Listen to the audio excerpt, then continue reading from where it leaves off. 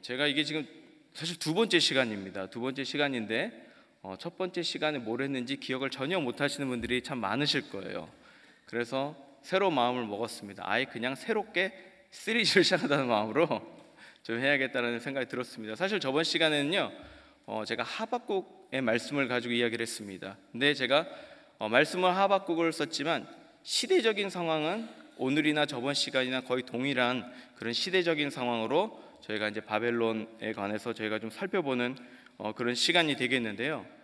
첫 번째 시간에는 하나님께서 어떻게 이스라엘과 유다를 포로로 보내버리시면서 완전히 흩어버리셔서 나라를 사라지게 하셨는데, 없어진 나라 가운데 어떻게 하나님의 그 불씨가 심어져 있었는지, 그리고 그 흩어진 곳에서 나중에 그 불씨가 불로 점화되어서 예수 그리스도께서 오시고 사도들의 시대에 어떻게 복음이 로마로 흘러서 불태웠는지에 대해서 저희가 이야기를 했습니다. 오늘 이 시간에도 다시 한번 이제 바벨론에 관해서 이야기할 텐데요. 사실 이 바벨론이라는 나라가요 성경에 정말 많이 등장을 합니다.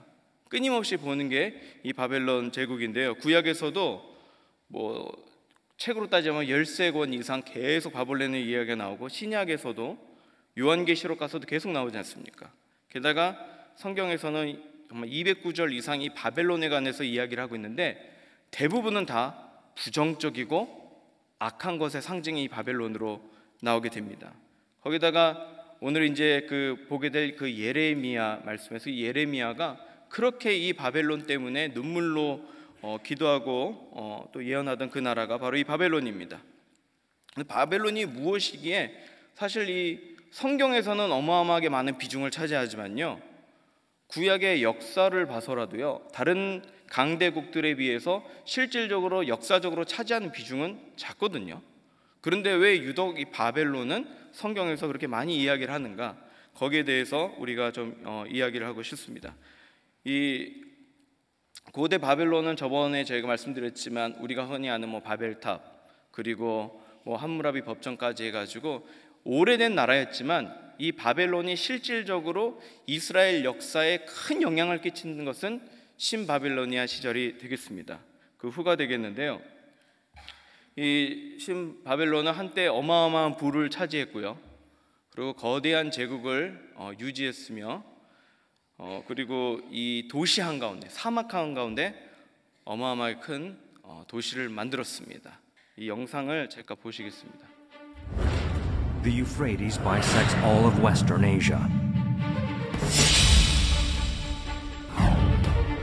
Here, near the banks of the river, lie the ruins of a once splendorous ancient civilization.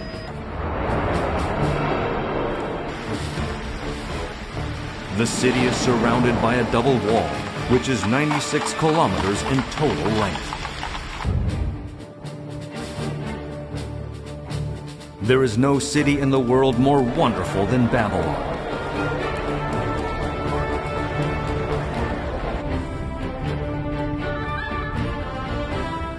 How are they able to build the massive city in the middle of the desert?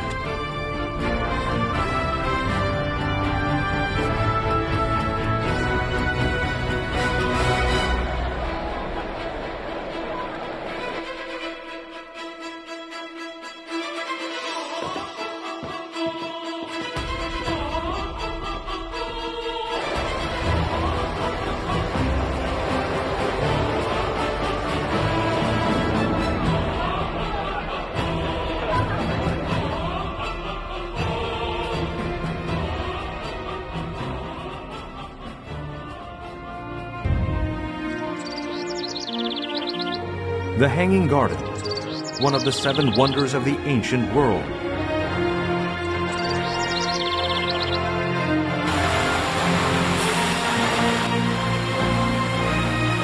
The beauty of the gardens left countless visitors in awe.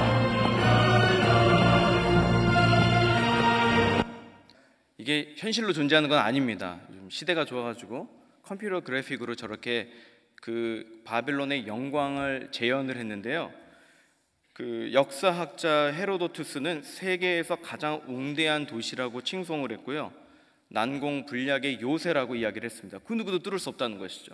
근데 그것을 뚫게 된 이야기를 저희가 다음 시간에 또 이야기를 하겠지만, 이렇게 어마어마한 도시였잖아요. 누가 보더라도 거대하고 참 위대한 도시였는데 어느 날 신기루처럼 그냥 역사상에서 완전히 사라져 버립니다. 그냥 없어져 버렸어요. 그래서 사실은요, 중세시대나 이럴 때는 바벨론은 그냥 전설 속에서나 등장하는 나라라고 여겼고요, 그것 때문에 성경의 여러 가지 바벨론에 관한 이야기들이 허구라는 이야기도 있었습니다. 어쨌든 이렇게 2000년이나 지나서야 등장하는 그런 나라가 되어버렸는데요, 이 바벨론이 사실은 그 예언에서 나왔던 것처럼 그렇게 된 것입니다. 오직 들짐승들이 거기에 엎드리고 부르짖는 짐승이 그들의 가옥에 가득하며 타조가 거기에 깃들이며 들량이 거기서 뛸 것이요. 이게 지금 바벨론이 멸망한 후에 이렇게 될 것이라는 거였어요.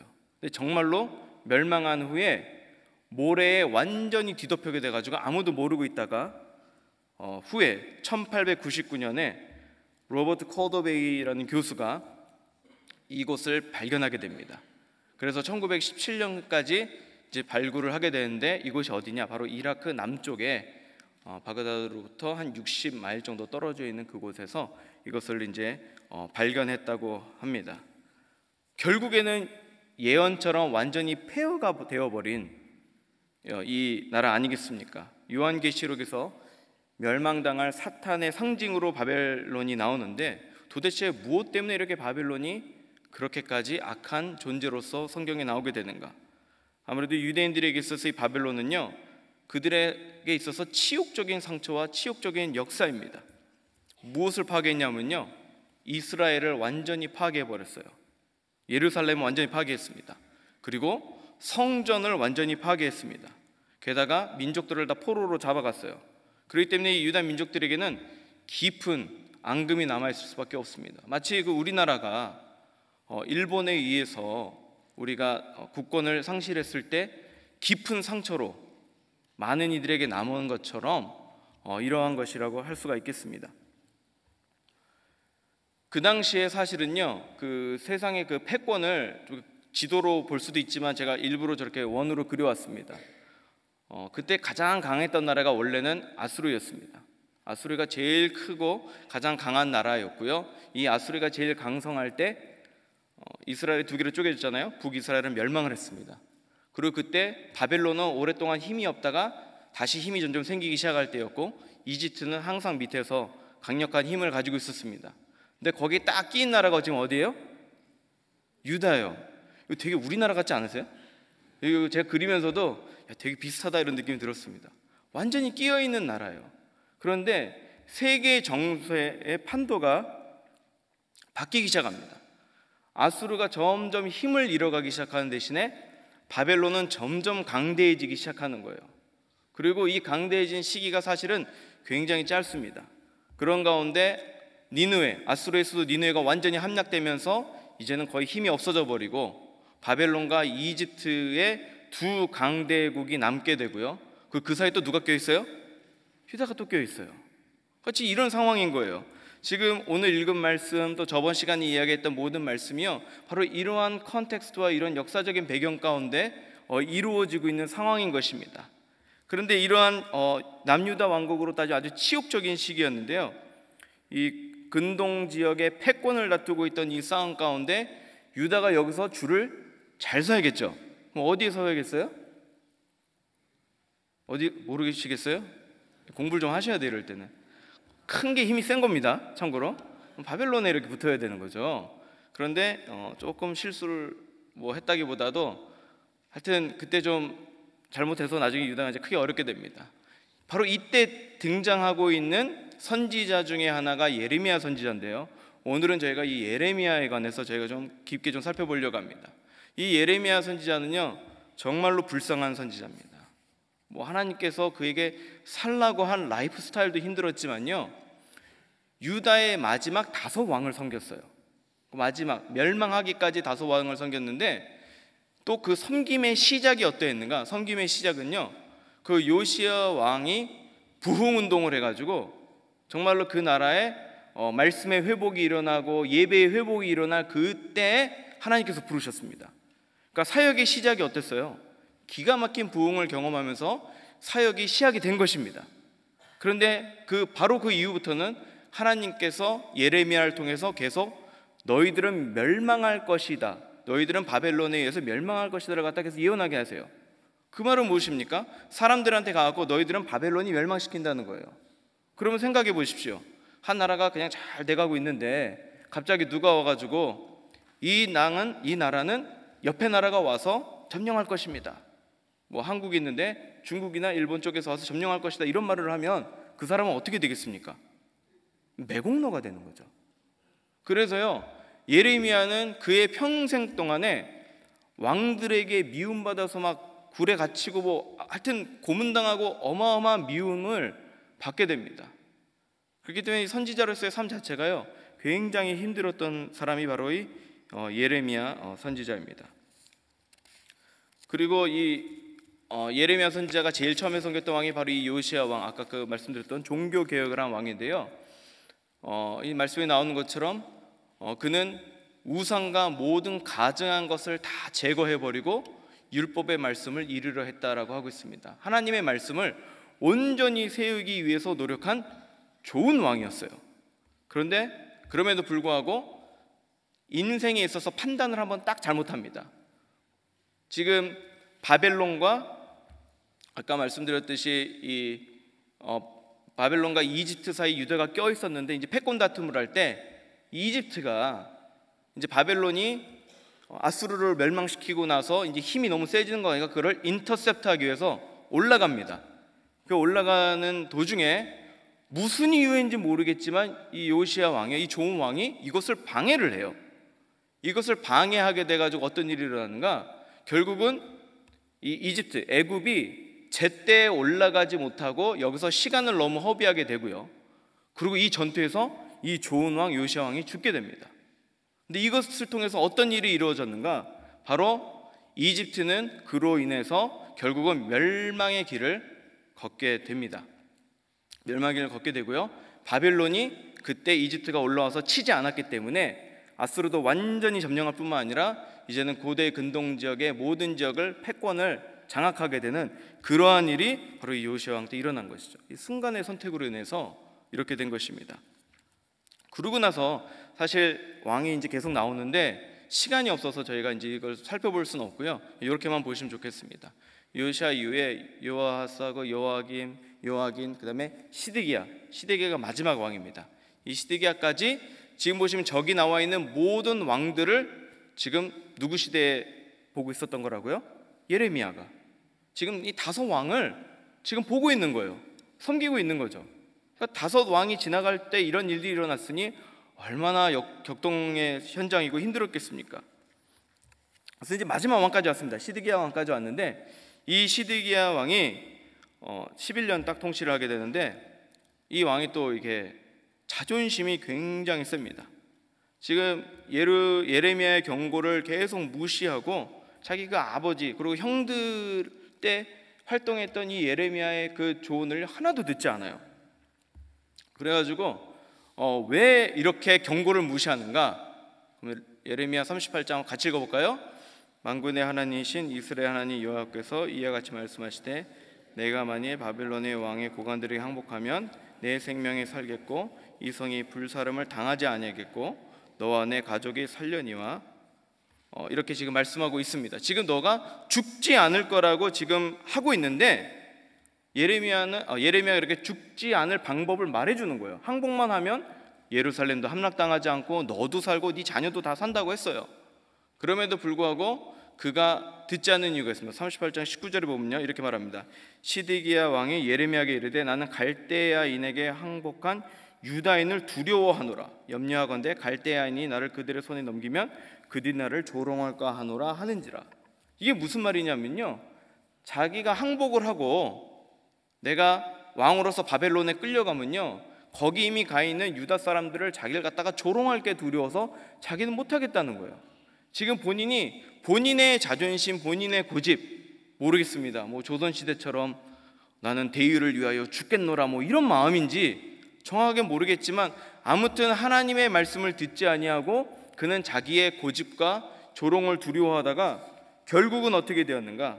그는요 결국은 1년 8개월 정도 이렇게 전쟁하면서 견디다가 완전히 포위되고 예루살렘이 함락되게 되고요.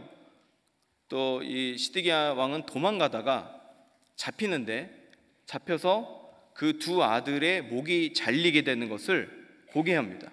아버지로서 아들의 목이 잘리는 걸 본다는 게 얼마나 큰 고통이겠어요.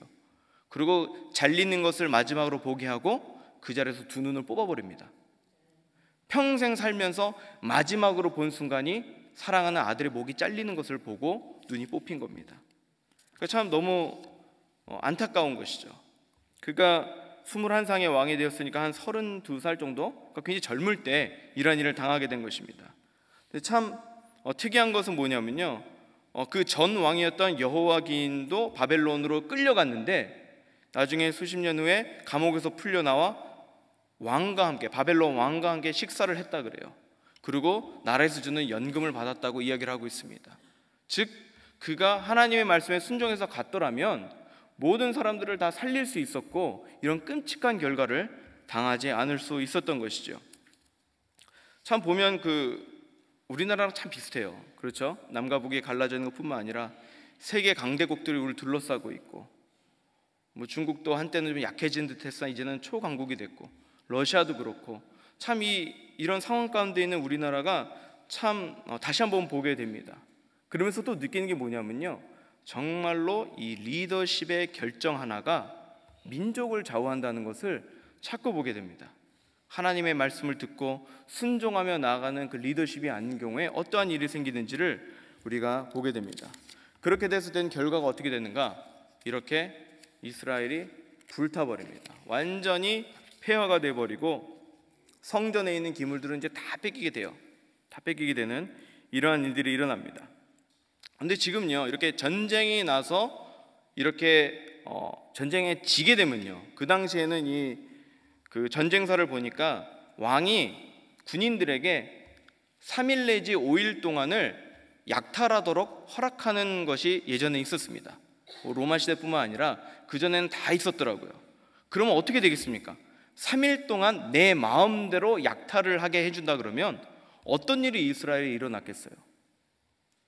수많은 물건들을 다 훔쳐가는 것뿐만 아니라 폭행하고, 여성들은 정말 끔찍한 일을 당하게 되고, 어린아이들도 정말 죽어가는, 정말 시체가 나뒹기는, 그래서 그 말씀에 보면 어린 자녀들이 죽은 엄마의 젖을 빨고 있는 이런 모습을 보는 예레미야인 거예요.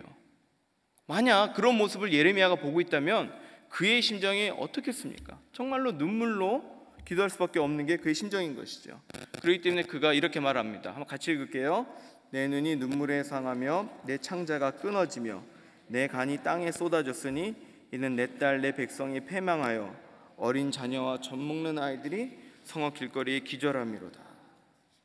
저도 이 말씀을 읽으면서 생각해 보는데, 제가 만약 그 예레미야로서 그 자리에 서 있고, 아니 뭐 결혼은 안 했으니까 가족은 없었겠지만 그래도 친하게 지내고 사랑했던 이들이 죽어가는 모습, 만약 자녀가 있었으면 그 자녀가 죽어가는 모습을 보면 정말 이 창자가 끊어지고 간이 땅에 쏟아지는 이 마음이 어땠을 것인가 막 상상이 되더라고요. 근데 이렇게 너무너무 가슴이 아프고 정말 찢어지는 이 마음 가운데 아마 졸도하지 않았을까 싶습니다. 그렇게 힘들어하는 가운데 그는 울면서 잠들고 또 깨서 또 울고 하는 이러한 절망적인 상황 가운데 그가 하나님께서 주시는 은혜가 그를 깨닫게 하는 게 있습니다. 이게 예레미야 애가 3장에 나오는 말씀인데요, 이러한 예루살렘의 멸망 가운데 그가 고백하는 것입니다. 한번 같이 읽어보겠습니다. 시작. 내 고초와 재난 곧 쑥과 담즙을 기억하소서. 내 마음에 그것을 기억하고 내가 낙심이 되어나 이것을 내가 내 마음에 담아 두었더니 그것이 오히려 나의 소망이 되었사오면 여호와의 인자와 긍휼이 무궁하심으로 우리가 진멸되지 아미함이니이다. 이것들이 아침마다 새로우니 주의 성실하심이 크시도소이다. 이거 우리가 잘 아는 찬양도 있잖아요. 얼마나 아름다운 찬양이에요. 그런데 이 찬양의 뒷배경은 지금 어떤 것입니까? 수많은 사람들이 찢기고 상처받고 죽어가고 약탈하고 나라가 멸망해가는 순간에 눈물로 창자가 끊어지며 간이 쏟아져 나오는 것 같은 그런 고통 가운데 지금 하는 말이 뭐냐면 소망을 이야기하고 있어요. 낙심이 된 건 사실이나 소망을 이야기하고요, 여호와의 인자하심 이야기하고 있고 하나님의 성실하심에 관해서 지금 이야기를 하고 있습니다. 사실 이 말도 안 되는 상황이잖아요. 이런 끔찍하고 정말로 이제는 뭐 소망 이런 걸 가질 수 없고 이제 다 끝난 거 아닙니까? 모든 게 the end, 이제는 멸망, 끝, 아무것도 없던 이런 상황이 눈에 현실적으로 벌어나고 있을 때 정말 끔찍한 이 모든 것의 종말의 이 시기에 어떻게 이렇게 소망과 하나님을 성실하심을 고백하는 이런 것이 있을까? 이 말씀을 통해서 저희가 좀 교훈을 받기 원하는데요, 먼저 지금 순서가 좀 잘못됐어요. 근데 제가 먼저 두 번째 거부터 하겠습니다. 이 살아있어 버티는 것이 이 희망입니다.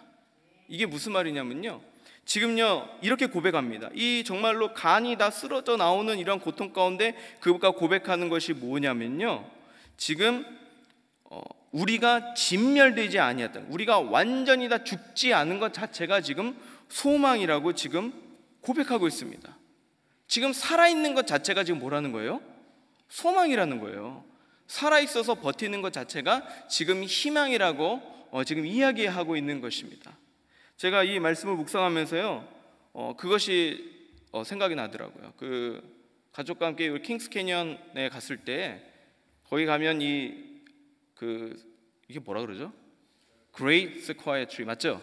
이 엄청나게 큰 나무들이 있는데 거기 가면 군데군데 사인이 있더라고요. 어떤 사인이 있냐면 Controlled Burn, Controlled Fire 이런 사인들이 있는 거예요.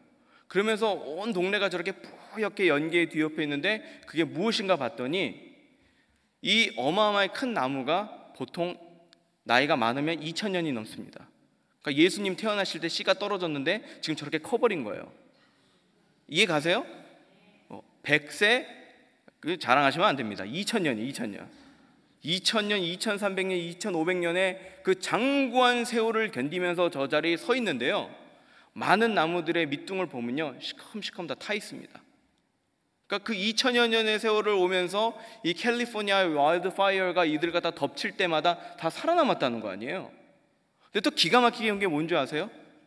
이 어마어마한 나무가 2000년의 세월을 견딜 만큼 자라나기 위해서는요 불이 나야 합니다.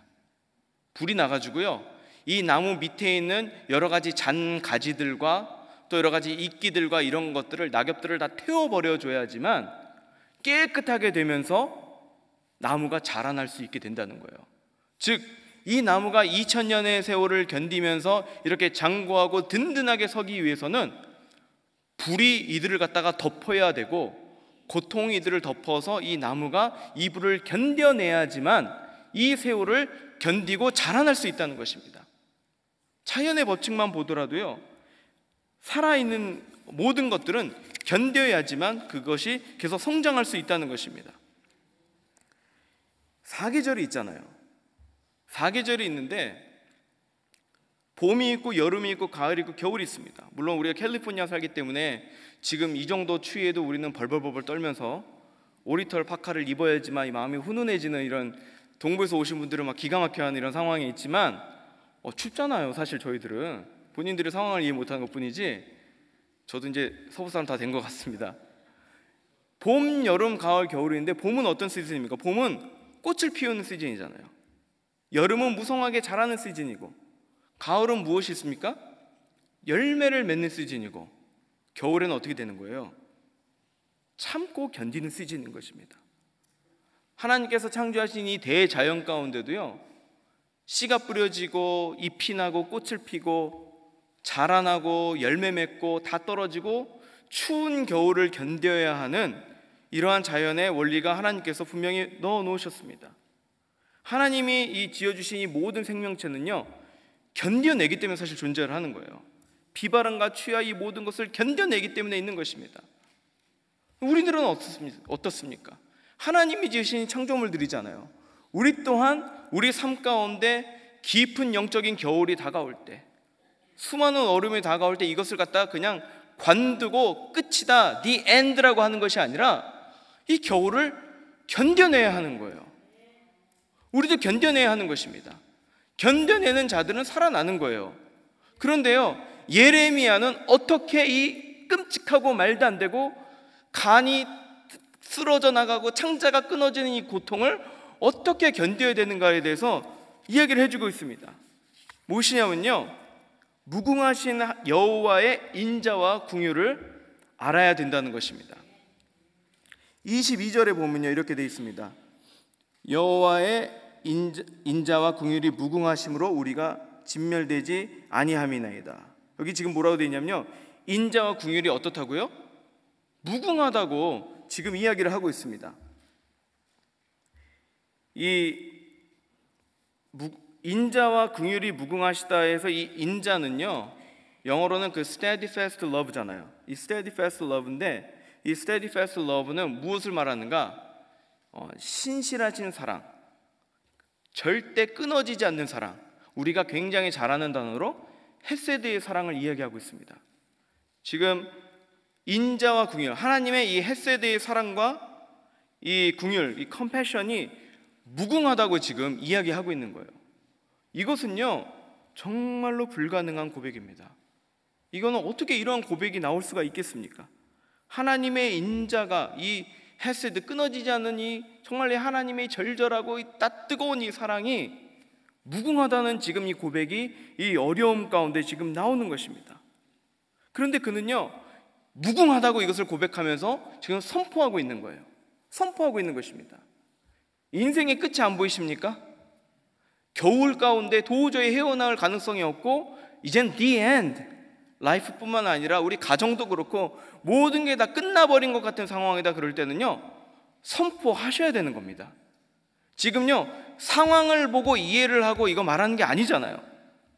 창자가 끊어지는 고통 가운데도 지금 뭐라고 하는 겁니까? 하나님의 신실하신 그 사랑을 지금 선포하고 있는 거잖아요. 하나님의 무궁하신 그 인자, 그 헤세드 사랑과 그 궁유를 지금 알고 선포하고 있는 것입니다. 이럴 때 지금 그가 선포하고 나아갈 때 지금 살아나기 시작하는 것이죠. 우리도 그렇잖아요.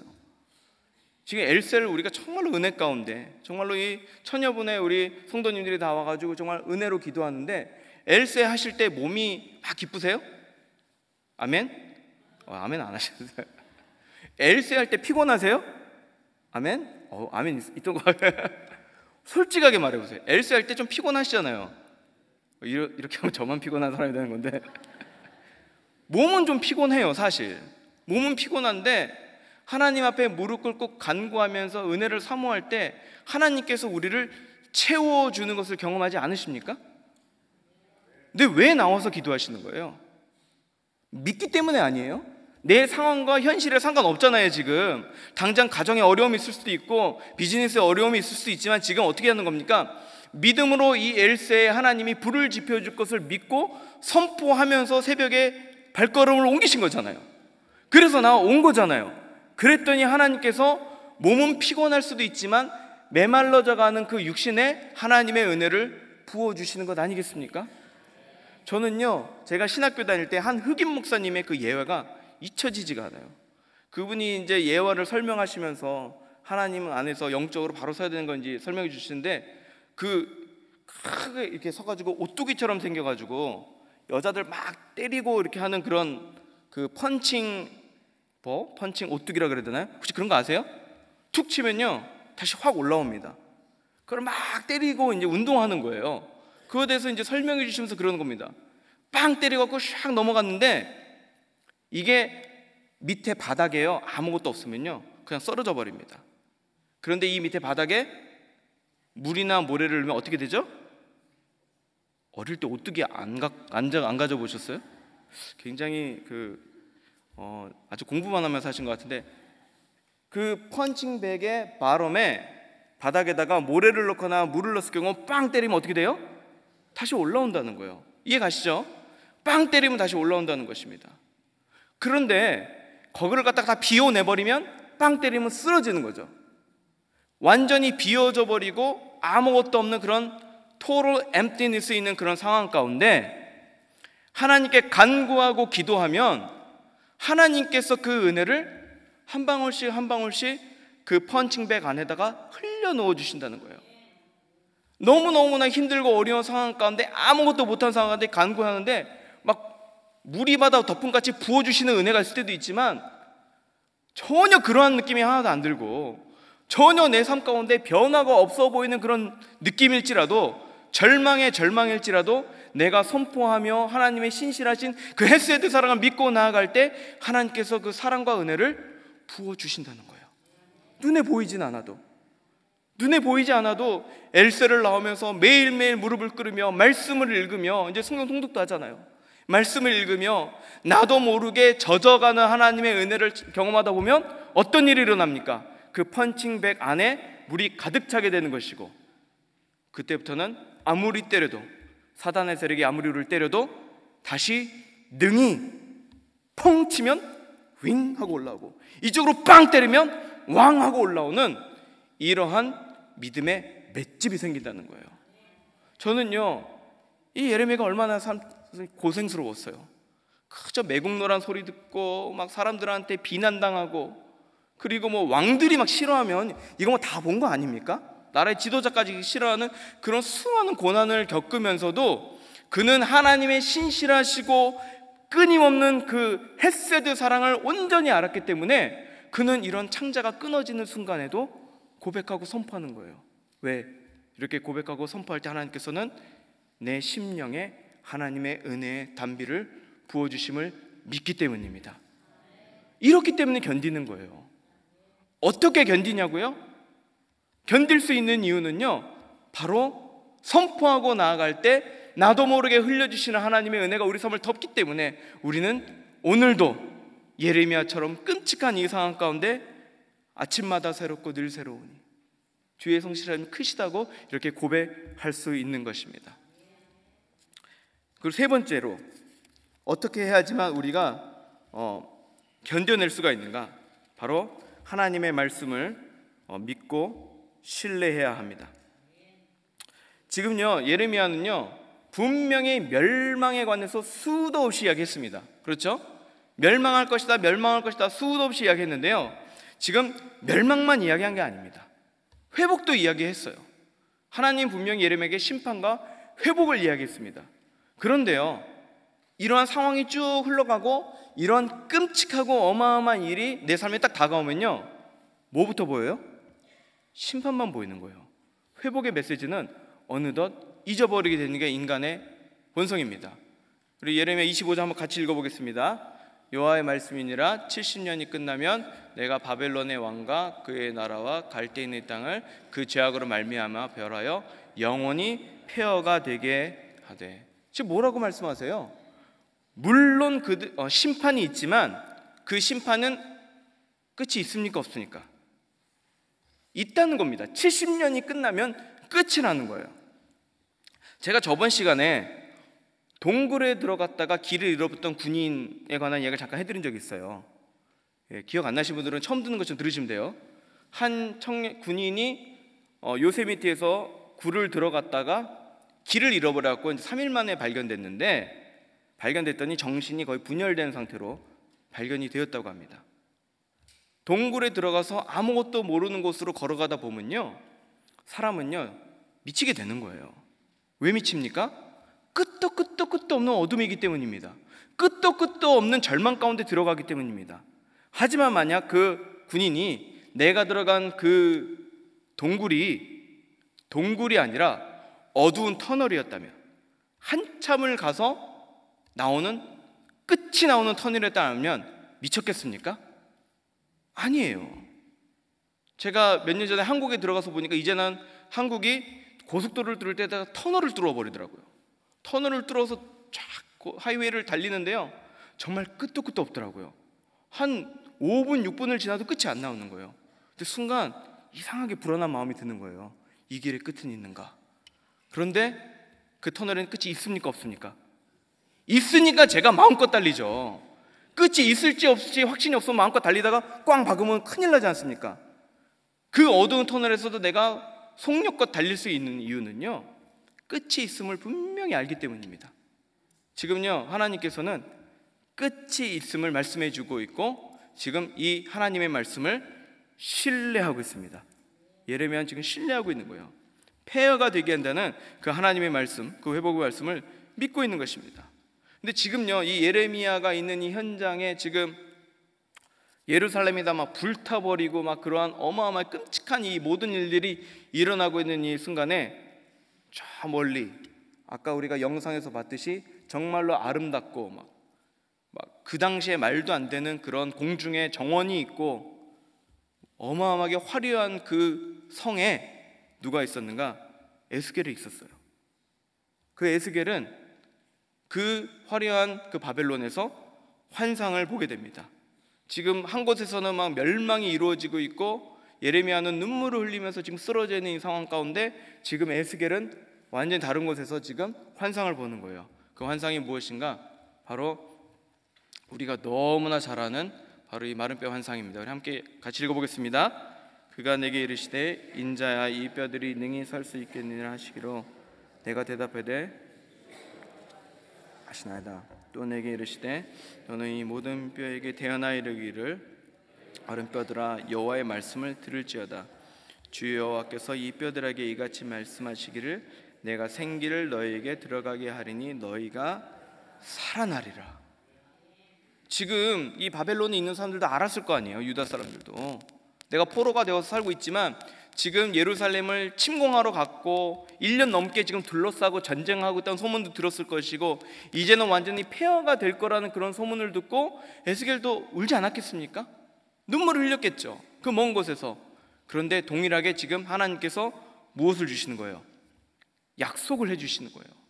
너희가 살아나리라.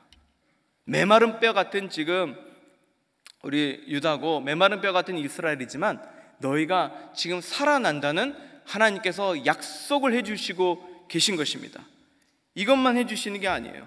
에스겔 40장을 가면요 또 무슨 말씀을 해주시냐면요 성전 회복의 소망을 주십니다. 같이 읽어보겠습니다. 그가 나를 데리고 안뜰 동쪽으로 가서 그 문간을 측량하니 크기는 길이가 50척이요 너비가 25척이요 그 문지기 방과 벽과 현관이 먼저 측량한 것과 같고 그 문관과 그 현관 좌우에도 창이 있으며 그 현관이 바깥들로 향하였고 그 이쪽 저쪽 문벽 위에도 종류나무로 새겼으며 그 문관으로 올라가는 8층계가 있더라. 지금 무엇입니까? 완전히 멸망해버린 그곳에 지금 하나님께서 성전을 회복시켜 주는데 아주 디테일하게 이렇게 회복할 것이라고 지금 보여주는 것 아니겠습니까? 근데 궁극적으로 에스겔의 성전은 성전 안 세웠잖아요. 근데 에스겔의 성전은 누구를 통해서 완성이 됩니까? 바로 우리의 진정한 성전이신 우리 주 예수 그리스도를 통해서 이 성전이 완성이 되지 않습니까? 지금요 종국에는 이 회복되고 완성될 이 성전의 모습을 보여주심으로써 이 70년간의 이 기간이 징계요 아픔이요 이것으로 끝나는 것이 아니라 바로 이 기간 후에 소망과 이 기간 후에 자유가 있고 이 기간 후에 회복이 있음을 지금 보여주시는 것입니다. 사랑하는 성도 여러분, 우리가 어떻게 이 험담하고 아프고 이 안타까운 이 겨울과 같은 이 상황을 견디는가요? 어떻게 이 정말 우리 자녀들의 이 정말 어떻게 할 수 없는 이 부모의 마음, 어떻게 해도 말을 듣지 않고 참 아무리 노력해도 듣지 않는 이 상황, 이 깊은 겨울과 같은 이 상황을 어떻게 해야 되나요? 우리 가정도 그렇잖아요. 뭐 좀 이렇게 잘 되어가는 것 같으면서도 봄, 여울, 가을, 겨울이 있듯이 어느 날 겨울이 다가와가지고 이제는 진짜 정말 끝이 안 보인다. 정말 나 그냥 관둬야겠구나 이런 상황이 들을 때 어떻게 나아가야 되는 거예요? 특히 저 같은 사람이 더 그런 것 같습니다. 저는 워낙 걱정이 많은 사람이에요. 그냥 삶 자체가 원래 저희 아버님이 그러셨어요. 제가 밤에 나갔다가 10시만 들어도 어디냐, 왜 안 들어오냐, 심지어 제가 25, 26이 돼도 왜 안 들어오냐, 그리고 제가 군대를 가서도 너는 왜 지금도 돈을 쓰느냐, 뭐 이런 말도 안 되는 이런 것들로 끊임없이 저를 걱정하시는데요. 제가 그래요. 아침에 제 딸을 이제 붙들고 학교 데려다 주면서 자꾸 기도가 나와요. 막 이 험한 세상 제발 이 딸 좀 지켜달라고. 그러면서 얘가 이제 가는데 막 눈물이 나요. 막 끔찍하고 악한 일들이 일어나면 어떡하나 그러면서 막 눈시울이 뜨거워지면서 이 가는 뒷모습을 막 붙드는 이 아버지 모습 보면서요 제가 그러더라고요. 제가 이 겨울이 다가오고 나면 다 끝났다고 생각하고 자포자기할 때가 너무나 많은 거예요. 그냥 다 그냥 내려놓고 난 끝났다, 내 삶에는 겨울밖에 없다 할 때가 너무나 많은 겁니다. 사실 저도 그랬던 것 같아요. 제 인생의 겨울이라고 할까요? 말도 안 되는 겨울이긴 한데 제가 좀 군대를 늦게 갔습니다. 서른 다 돼서 갔다 보니까요, 가고 나니까 인생이 너무 허무하더라고요. 내가 이 나이 와서 뭐하나, 시간은 왜 안 흐르지? 맨날 그런 생각만 하고 있고. 그런데 나이가 많아서 갔는데 이제 들어가기 전에 친구들을 보니까 막 대기업에 입사하고, 그때 제가 전도사하다 갔거든요. 그러다 보니까 같이 신학하던 사람이 막 대형 교회 뭐 전도사로 갔다고 막 이렇게 연락이 오고, 승승장구하는 막 이런 모습들이 보이고 있는데 저는 맨날 앉아서 군 하나 닦고 있는 거예요. 내 도대체 뭐 하나. 제 인생에 이 겨울이 찾아온 거예요. 그러면서 인생 진짜 허무하다, 다 끝났다, 나 그냥 이제 목회도 관두고 신학도 관두고 뭐 어차피 뭐 몇 년 하지도 않았는데 이제 내 마음대로 한번 살아봐야겠다, 이런 생각도 막 들고, 막 이런 인생의 겨울이 찾아오고 막 힘들었는데 하나님께서 점점 회복을 시켜주셔서 다시 사역으로 가려고 하는데 길이 안 보이는 거예요.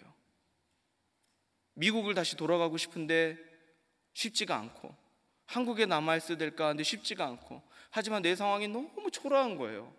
아무것도 없는 날, 도대체 나는 무엇을 하고 살아야 될까, 이런 상황 가운데 그때 섬기던 교회 목사님이 저한테 그 말씀 해주시더라고요. 청년, 당신은 지금은 꽃 피울 때가 아니라고, 지금은 자라날 때라고. 근데 그 말씀을 듣는데요, 얼마나 위로가 됐는지 몰라요. 내가 끝이 아니구나, 내가 진짜 하나님께서 부르신 이 소명을 감당하면서 살아가는데 지금 내가 조금 인생의 겨울이 오고 인생의 막다른 길에 도달한 것 같다는 그런 느낌이 들어가지고 끝이라고 막 느낌이 들을 때 끝이 아니구나, 나는 지금 꽃 피워서 남한테 자랑할 시간이 아니라 지금 내가 자라나고 앞으로 10년 후에 내가 꽃 피울 그 시간을 꿈꿔야겠구나, 지금 내가 자라나야 되는 거라는 걸 깨닫고 나니까 얼마나 기쁜지 모르겠어요. 근데 그 10년이 다 됐어요. 지금 이제 제가 제 아내한테도 이렇게 결혼할 때 지금의 나를 바라보지 말고, 그때 아무것도 없었거든요. 10년 후에 나를 보고 결혼해달라고 했는데 내일 모레가 10년입니다. 지금 어떻게 해야 될지 모르겠어요. 10년은 흘렀는데 아직도 저는 꽃봉오리도 안 맺고 있는 이 처참한 모습을 가끔 봅니다. 근데 그런 것 같습니다. 정말로요, 어떻게 우리가 이 험담하고 암암한 이 겨울을 견뎌내는가? 무엇을 믿고 견디는 거예요? 하나님의 말씀을 믿고 견디는 겁니다. 돈이 있어서 견딥니까? 내가 힘이 있어서 견딥니까? 능력이 있어서요? 하는 일마다 술술 풀리는 것 같아서요? 아니에요. 이 모든 상황을 견디고 다시 일어날 수 있는 것은 바로 하나님께서 약속하신 회복의 말씀이 있기 때문이에요. 창자가 끊어지고 비틀어지는 고통 가운데 뭐를 믿고 신실하신 하나님을 찬양합니까? 약속의 말씀을 믿는 수밖에 없는 겁니다. 가정이 어려운데 소망 없는 가정을 어떻게 붙듭니까? 신실하신 하나님의 사랑이 우리 가정을 덮고 있음을 믿고, 하나님이 만들어주신 하나님의 가정을 믿고 붙들 때, 말씀을 붙들고 믿고 나아갈 때 겨울을 지날 수 있는 거예요. 말씀을 붙드는 자, 이 영적인 겨울을 지나갈 줄을 믿습니다. 작년에 참 비가 많이 왔어요. 비가 많이 와가지고 얼마나 이 캘리포니아가 푸르르고 아름답고 좋았는지 모릅니다. 근데 그렇게 푸르르고 아름답고 풀들이 많이 자랐잖아요. 그런데 비가 안 오니까 다 말라버려가지고 오히려 이번 겨울에 큰 화제가 되는 연료가 되었어요. 풀들이요, 쉽게 자랐지만 바싹 마른 풀들은 조그만 풀에도 불이 타오릅니다. 우리가 영적으로 가장 메말랐을 때, 우리가 영적으로 가장 바닥일 때, 그 말은 무엇입니까? 이제는 다시 불타오를 불씨가 조금만 닿기만 해도 우리는 불타오를 수 있습니다. 아까 말씀드렸듯이 펀칭백에 아무것도 없이 비어있을 때 훅 하면 넘어져 버리지만, 제일 넘어졌을 때가 어떻게 되는 거예요? 다시 확, 제일 빠른 속력으로 넘어오기 제일 좋은 때인 것입니다. 모든 것에는 끝이 있습니다. 터널이 끝이 있듯이 시련은 언젠가 끝이 납니다. 아까 그 찬란했던 바벨론요, 금세 망했습니다. 정말 빨리 망해버려요. 그때부터 포로기도 끝났습니다. 오랜 기다림도 끝났고요. 어떻게 보면 영적인 기근이라고 할까요? 끝이 있습니다. 사사시대 베들레헴에요 10년의 기근이 있었습니다. 그리고 거기에 룻의 가정이 나오는데요, 이 룻의 가정은요 이 기근을 견디지 못하고 베들레헴을 떠나버린 자였습니다. 어떻게 보면 하나님과의 약속을 깨어버리고 내 마음대로 살기 위해서 떠난 것이죠. 그리고 이방인들에게 가서 결혼을 하고 살아간 영적으로 실패한 가정의 모습처럼 보인 것일지 모릅니다. 근데 하나님께서 그들이 룻의 가정이 떠나 있던 그 10년 동안 하나님께서는 예루살렘 버리셨습니까?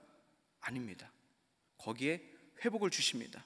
그래서 룻기 1장 6절에 보면요, 여호와께서 자기 백성을 돌보시사 그들에게 양식을 주셨다 함을 듣고 하나님께서 그들을 갖다가 회복시켜 주셨던 그 소문이 베들레헴에 10년 만에 찾아왔습니다. 그리고 돌아와서 그 가정이 회복하게 되는 것을 우리가 보게 됩니다. 기근이 끝나고 하나님께서는 찾아온 모든 이들에게 양식을 주시고 영적인 가뭄을 해결시켜 주시며 떠났던 자들도 회복시켜 주시는 은혜가 있음을 보여주셨습니다.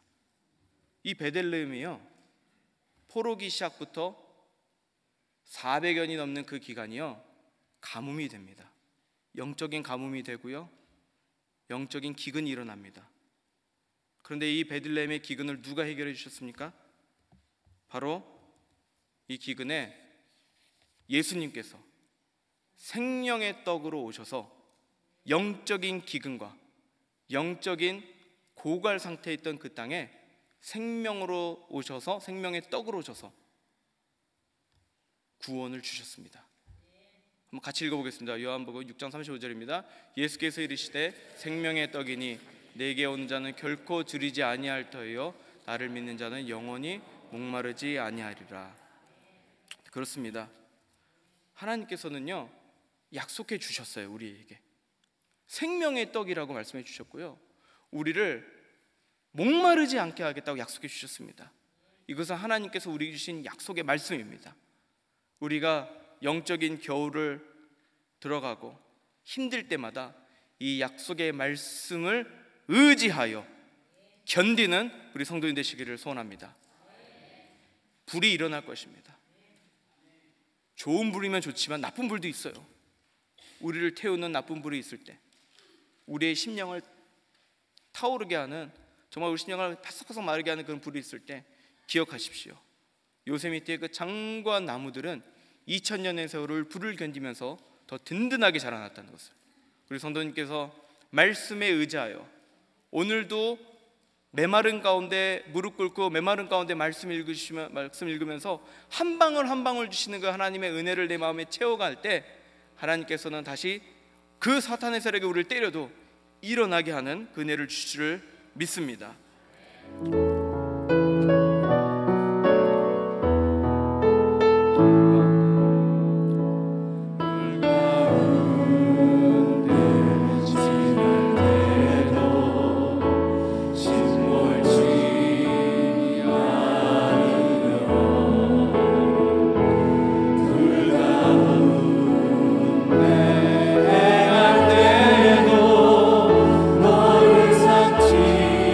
못하게